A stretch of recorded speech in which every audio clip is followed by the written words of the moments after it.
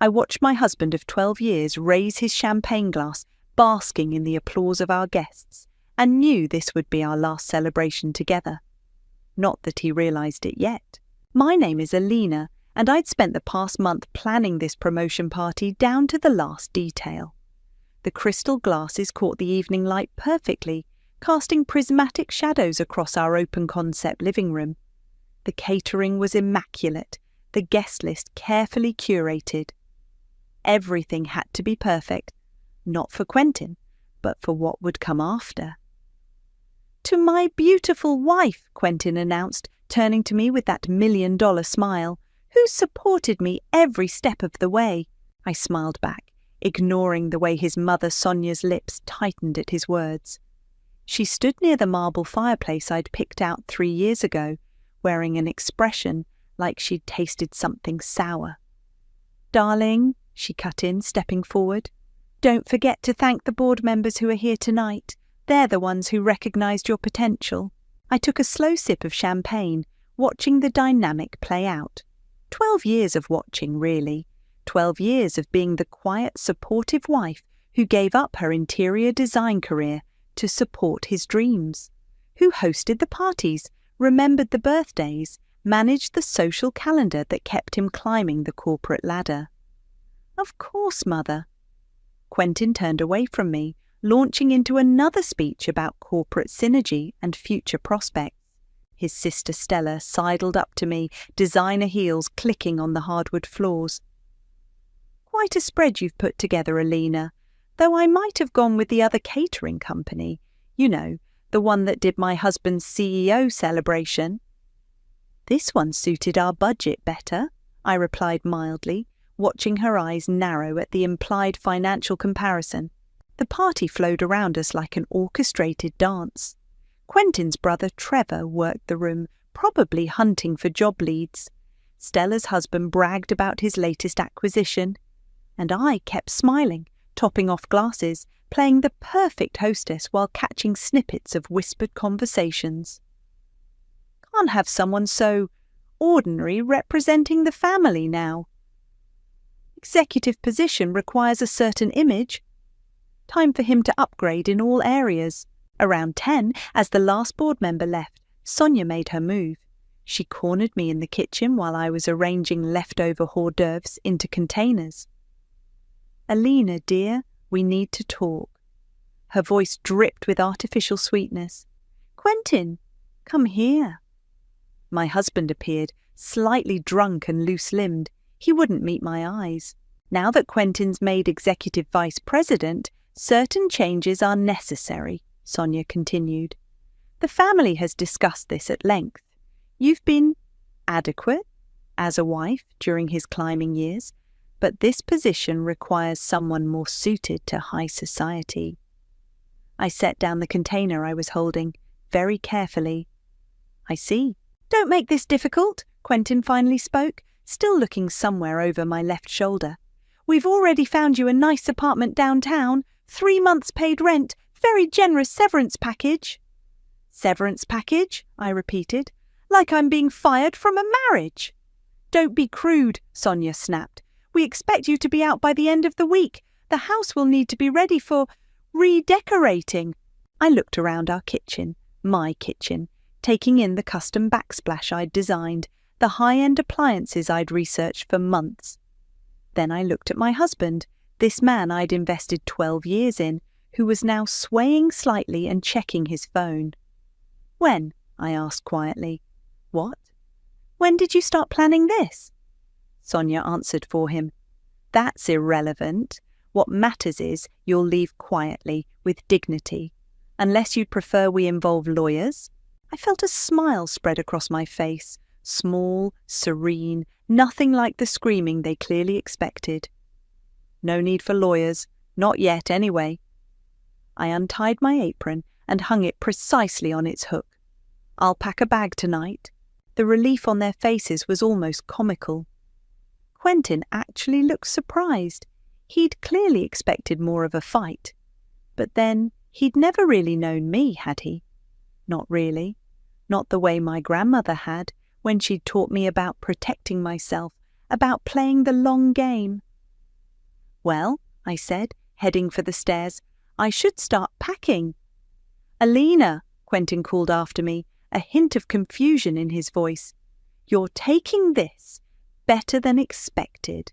I paused on the third step, looking back at them. Mother and son, standing in my kitchen, already discussing paint colours and renovation plans. Oh, I believe in karma, I said softly, and karma always collects its debts. They laughed, the sound echoing off the imported Italian tiles I'd spent months sourcing. Let them laugh. They had no idea what was coming. The next morning, I packed exactly one suitcase, just enough clothes for a week, my laptop, and the small wooden box my grandmother had given me before she died. Behind me, I could hear Sonia directing the movers she'd already hired to refresh the house. Alina, darling, she called up the stairs, don't forget to leave the spare keys on the counter. I pulled out my phone and dialed a familiar number. Lincoln, I'm ready for that meeting now. Finally, my lawyer replied. I've had the paperwork ready for months. Downstairs, I found Quentin in his home office, already interviewing interior designers. A young woman with perfect highlights was spreading fabric swatches across his desk. I'm heading out, I announced from the doorway. He barely looked up. The apartment keys are on the kitchen counter, 3 months like we discussed. That's generous of you, I said, keeping my voice neutral, using my kitchen counter to leave keys to an apartment I never asked for. That made him look up, confusion flickering across his face. Your kitchen? Alina, don't start being difficult now. Wouldn't dream of it. I turned to leave, then paused. Oh, by the way, your mother might want to hold off on hiring contractors, just for a day or two.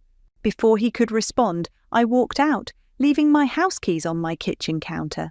I didn't need them anymore. Lincoln's office was exactly as I remembered it, all dark wood and leather, with a view of downtown that my father used to love. He stood as I entered, giving me a quick hug before getting down to business. You've got perfect timing, he said, pulling out a thick folder. The property tax assessment just came in, adds another layer of legitimacy to our calculations. I sat down, opening my grandmother's wooden box. Inside were the original deed to the land, the construction contracts, and, most importantly, the agreement Quentin had signed 3 years ago without reading, too busy with a conference call to do more than scribble his signature where I pointed. How long before they realise? I asked. Lincoln grinned, spreading the documents across his desk. The cease and desist letter will arrive by courier this afternoon. Certified mail, very official. Then we give them 48 hours to respond before filing the formal eviction notice. And they can't fight it? Please, Alina, your grandmother was a genius. The land trust she set up is ironclad. You own the land outright, and that ridiculous temporary transfer of property rights agreement Quentin signed gives you full control of the house too. He leaned back, looking satisfied. They don't have a legal leg to stand on. My phone buzzed. A text from my friend Gianna. Just saw Q's relationship status change to, it's complicated. Want me to do some digging? I showed Lincoln the message. Think it's too soon? For what you've got planned. Perfect timing. Let them dig their own graves first. I texted back, yes, but quietly. The rest of the day passed in a blur of signatures and legal documents. By evening, I was checked into the Four Seasons, not the sad little apartment Quentin had arranged, when my phone exploded with notifications. First Stella, what the hell is this legal notice? Call me immediately. Then Trevor, sis, we need to talk. This isn't cool. Finally, Quentin, my lawyer says this is a joke. Please tell me it's a joke. I turned off my phone and ordered room service instead. The salmon was excellent. The next morning, I met Gianna for coffee. She slid her tablet across the table, showing me a fresh Instagram post. Quentin at last night's charity gala, arm around a willowy blonde, wearing a dress that probably cost us more than that apartment he'd tried to stick me with. "Meet Desiree," Gianna said. "Influencer, aspiring model, and apparently your replacement. They've been DMing for months." "Months," I repeated, sipping my latte. "How interesting. Want me to run the story?"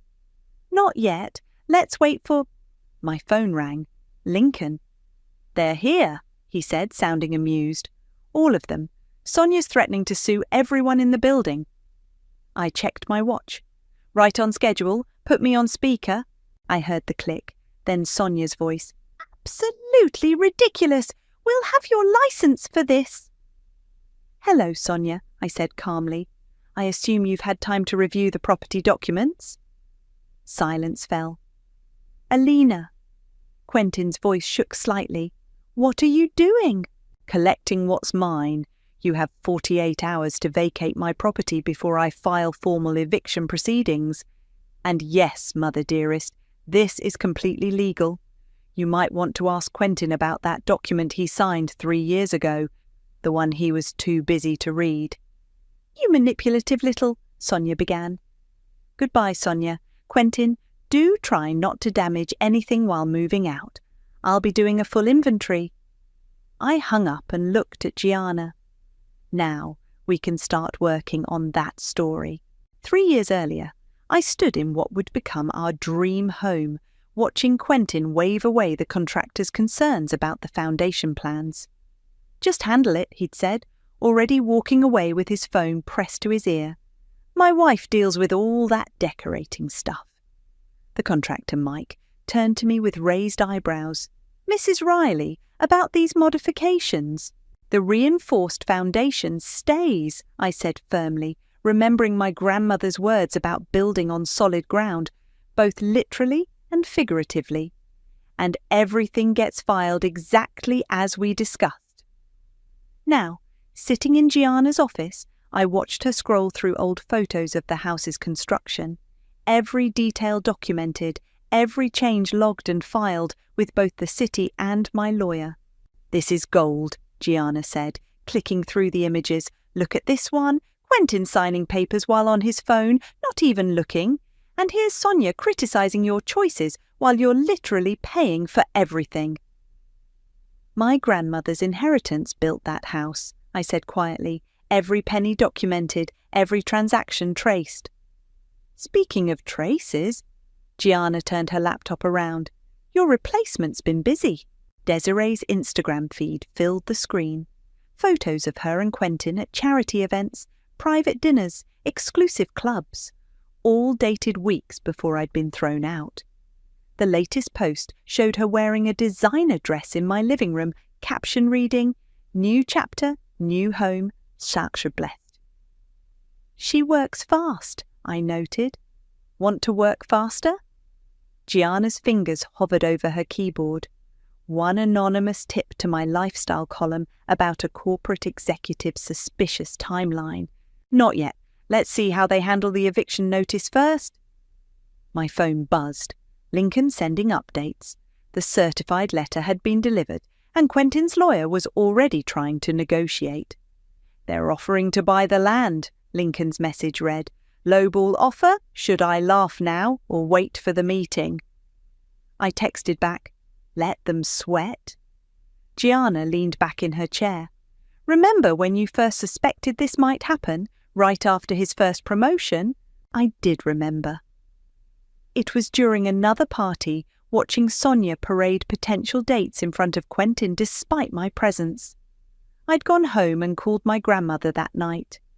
"Never trust a man who lets his mother shop for your replacement," she'd said, "but trust the law. And always, always read the fine print." The next day, she'd introduced me to Lincoln. My phone buzzed again. Stella this time. "This is ridiculous. Mother's having chest pains from the stress. You need to stop this now." I showed Gianna the message. She snorted. "Funny how they only care about stress when it's affecting them." "Should have thought about that before they tried to upgrade me," I replied, then forwarded Stella's message to Lincoln. "Documentation of harassment?" "Every little bit helps," he responded. Gianna turned back to her computer. Oh, this is interesting. Desiree just went live on Instagram. Want to watch?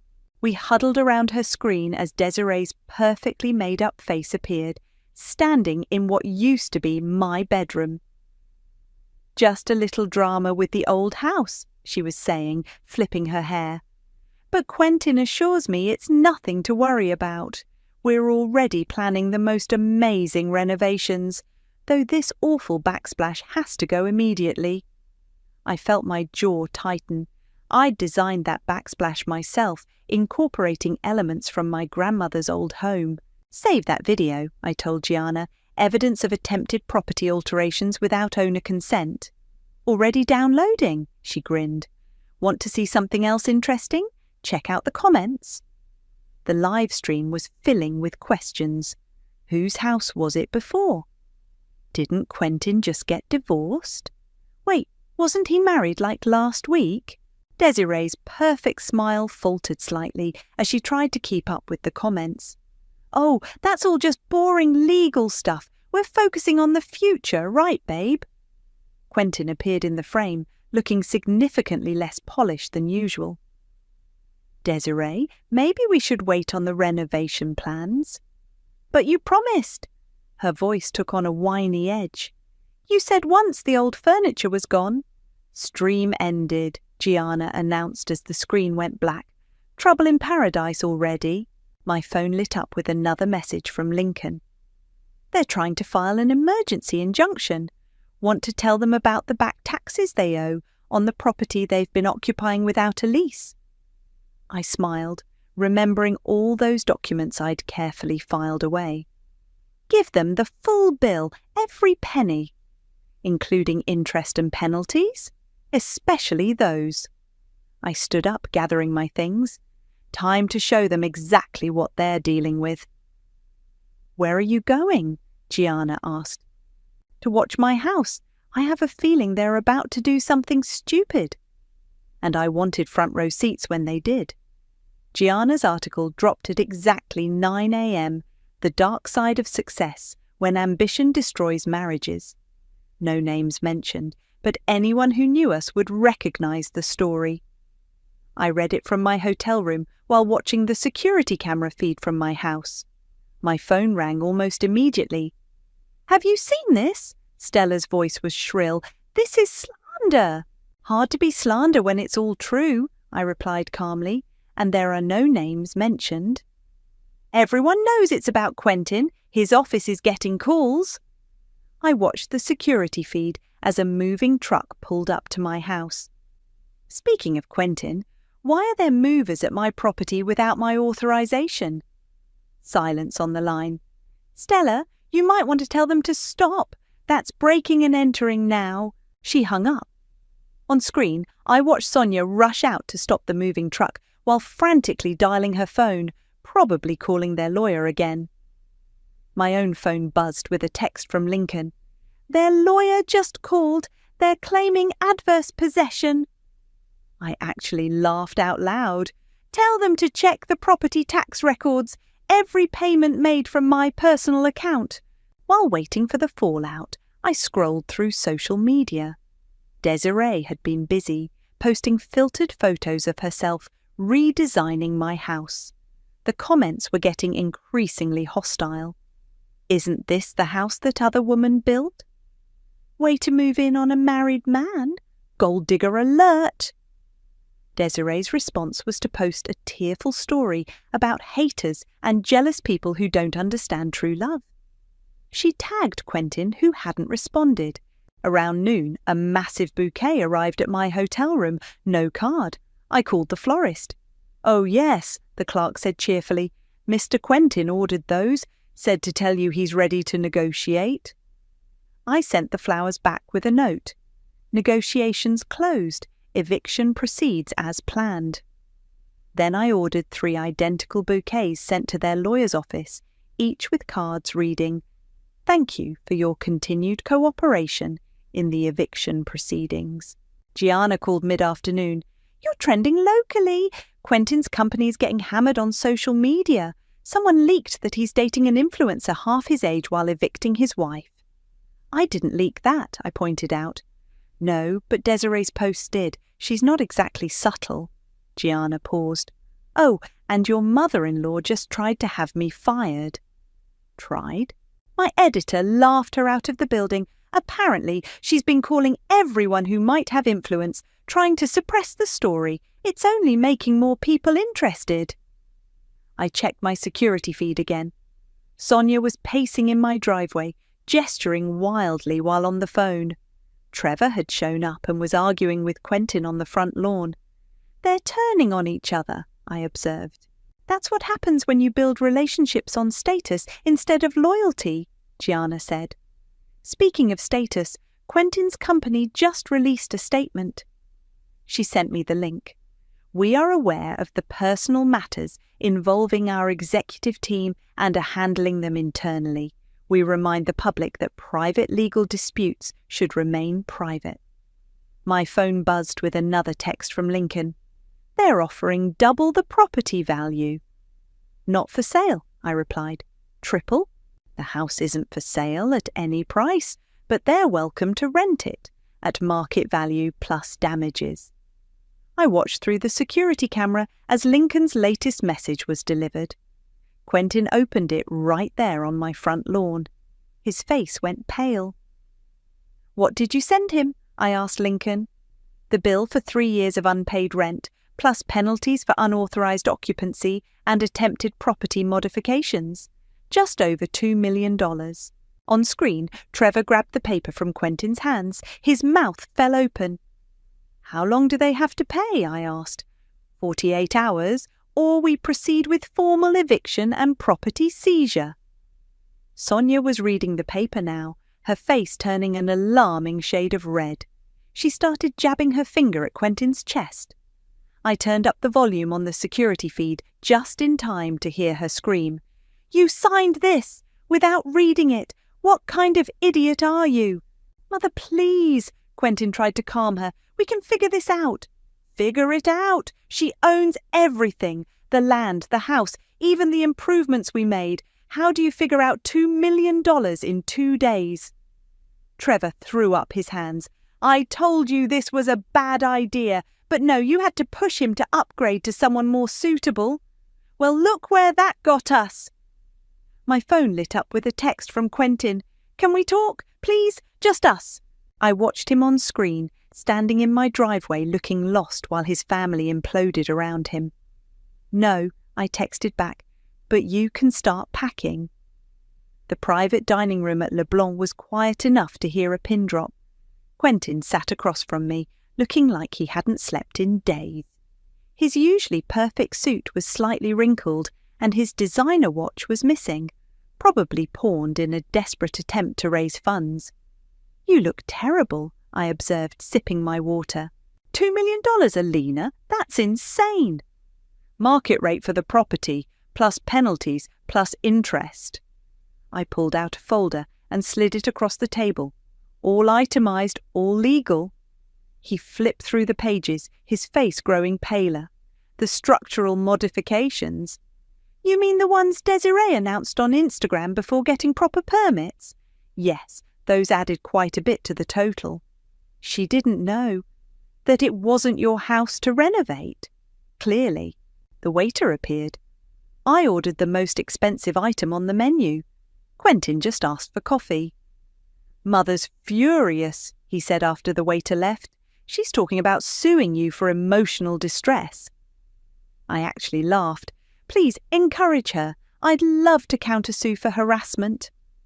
Stella and Trevor aren't speaking to either of us. They're saying we ruined the family's reputation.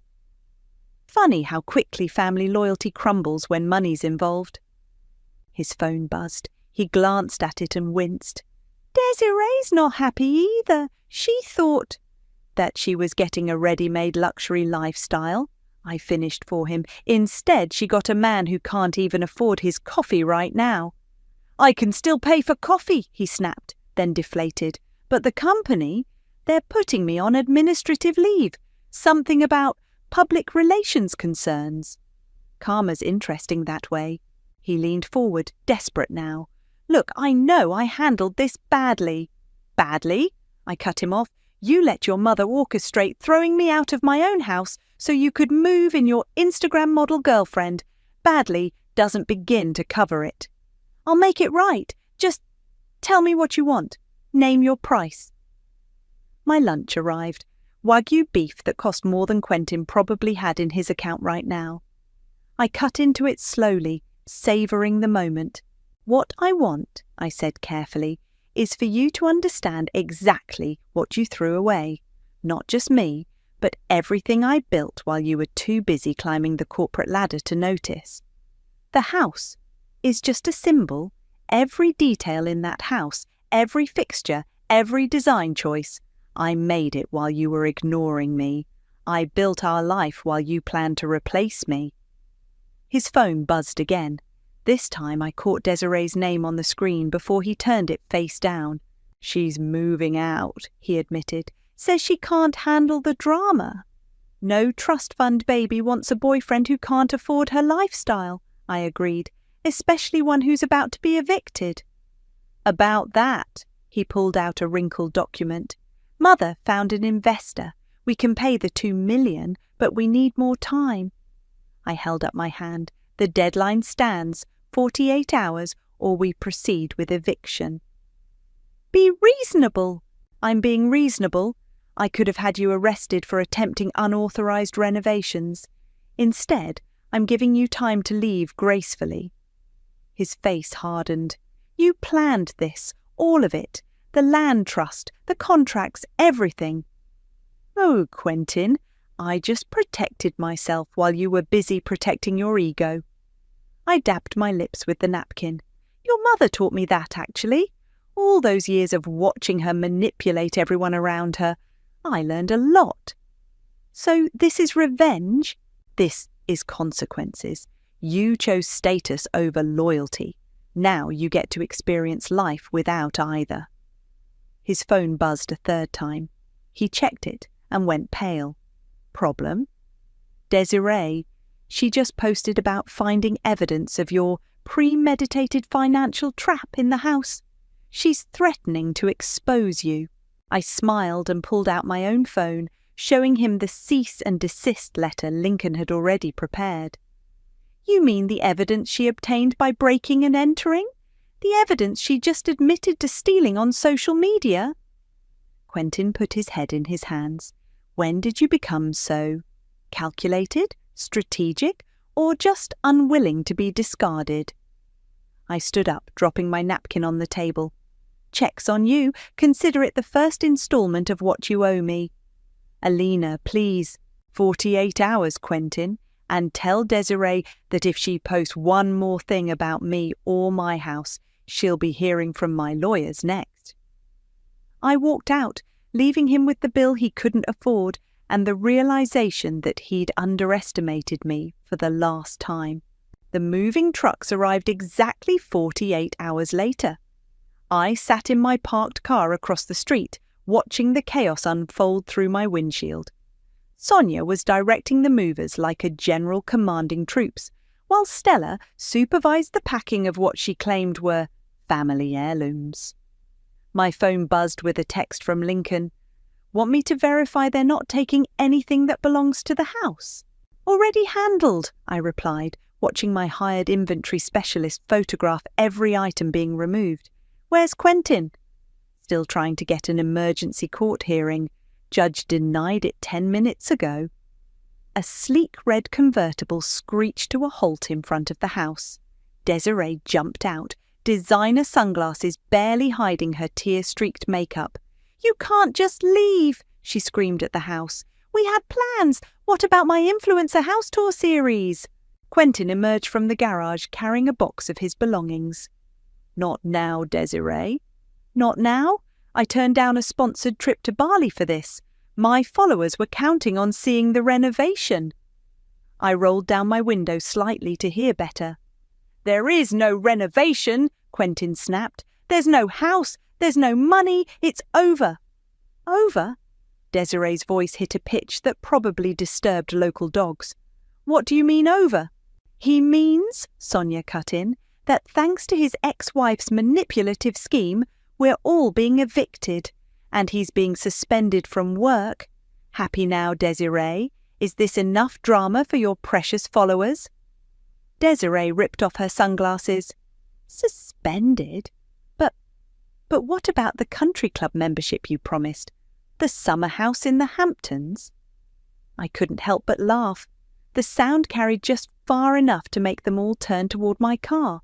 Desiree spotted me first. "You!" She started marching across the street. I stepped out of my car, Lincoln's cease and desist letter ready in my hand. "Careful. You're already facing potential charges for the items you removed from my house without permission." She stopped short. "Your house? This was supposed to be my house, my big break." "Desiree," Quentin called weakly, "please don't make this worse." "Ooh, worse?" She whirled on him. "You told me you were divorced. You said this was our fresh start."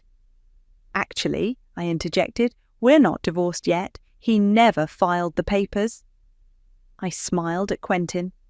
Funny oversight for someone so eager to upgrade, don't you think? Sonia dropped the vase she was carrying. It shattered on the driveway, the same driveway where she'd told me I wasn't good enough for her son. "You mean," she sputtered, "this whole time?" "Legally, I'm still your daughter-in-law," I confirmed. Not that it matters now. Desiree let out a sound between a scream and a sob. "I can't believe this. I've been living with a married man. Do you know what this will do to my brand?"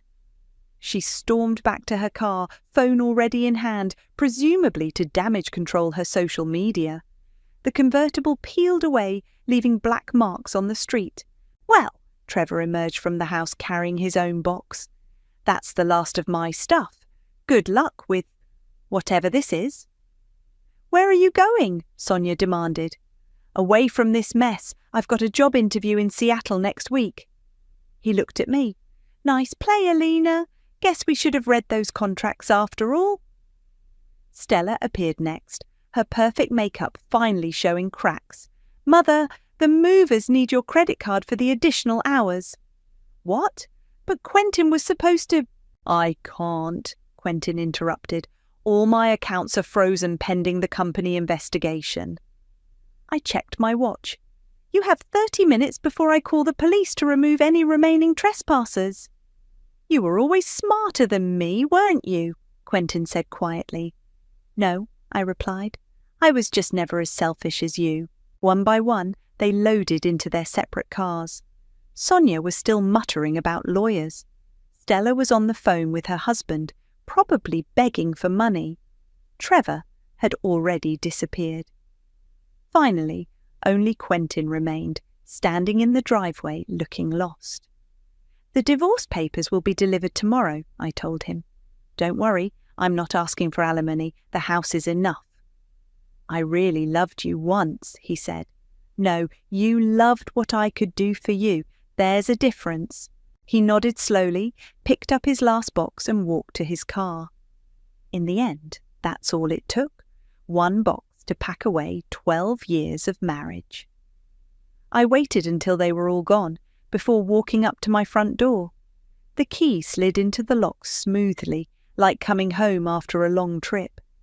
Inside, the house was a mess of moving debris and abandoned packing materials. But it was mine, all mine. Time to redecorate. "The master bathroom needs to be completely gutted," I told the contractor, stepping over the remains of Desiree's attempted renovation. "And that awful gold paint she started needs to go." Mike, the same contractor who'd built the house, whistled at the damage. "They really tried to work without permits, huh?"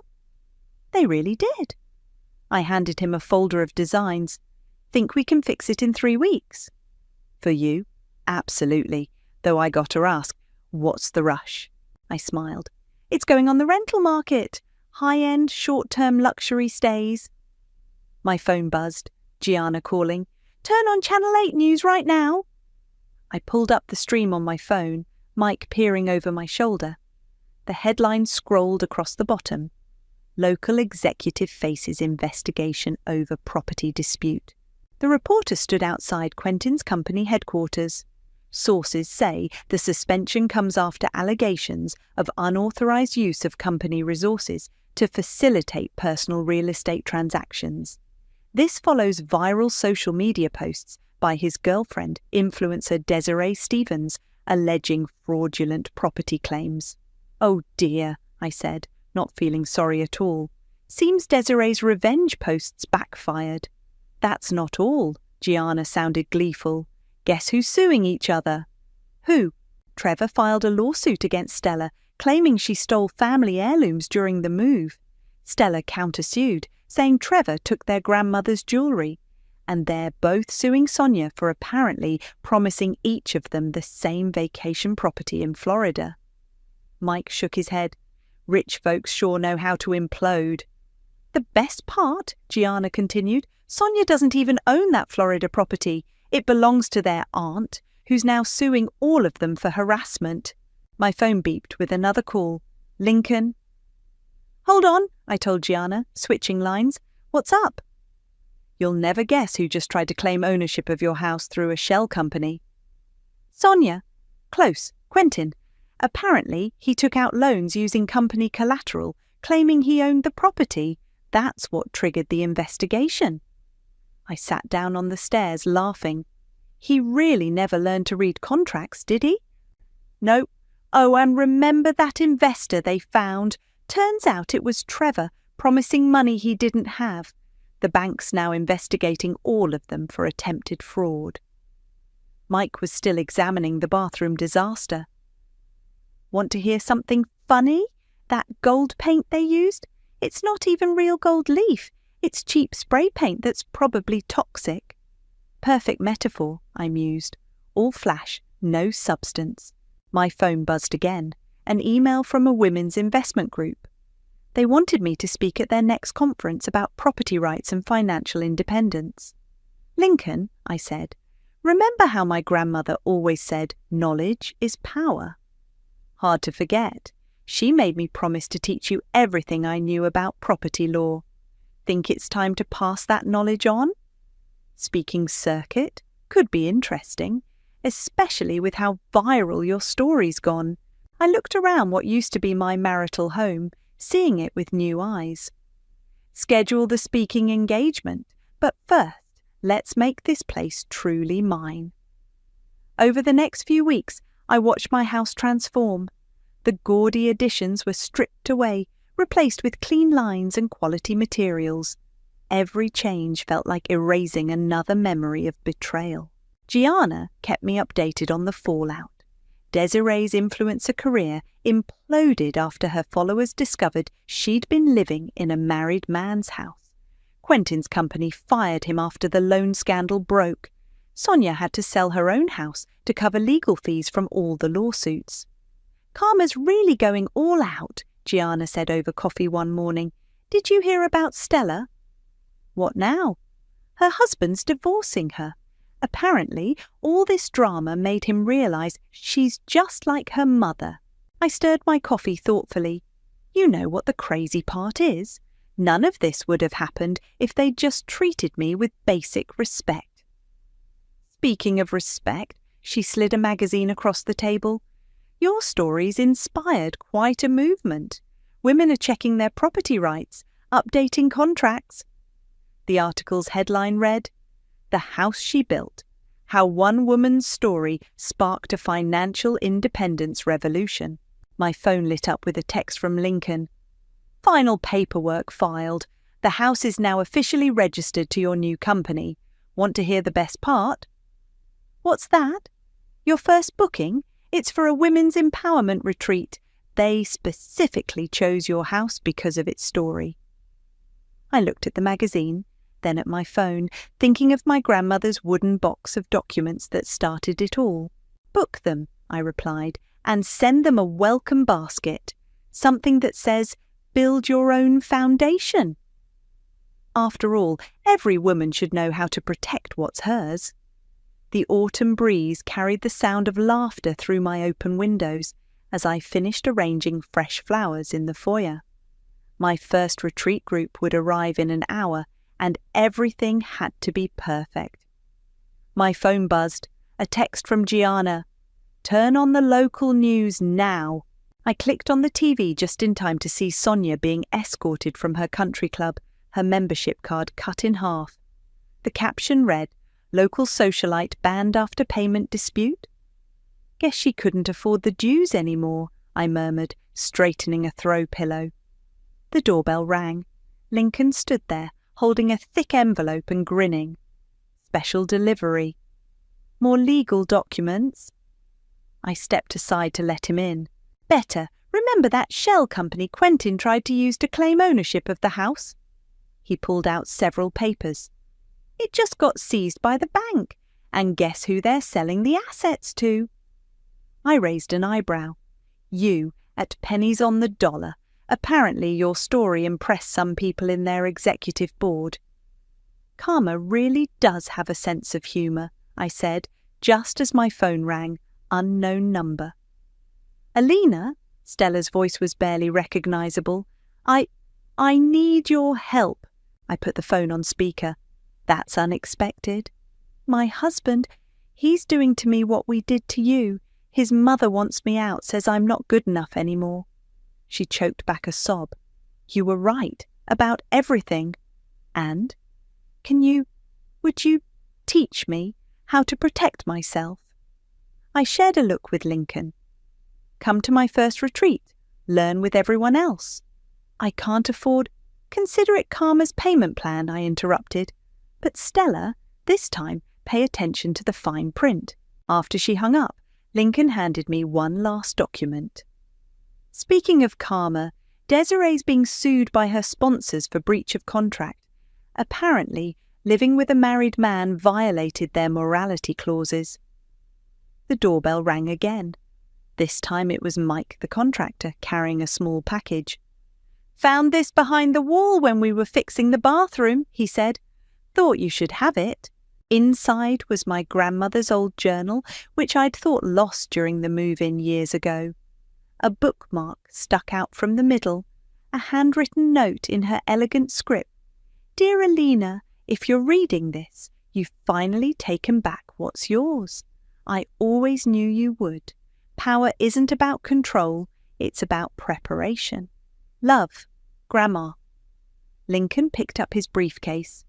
Ready for your first group? Almost. I walked to the kitchen where a row of gift baskets waited. Each contained a leather-bound notebook, a copy of Property Law Basics, and a small wooden box, just like my grandmother's. Teaching them your secrets? He asked.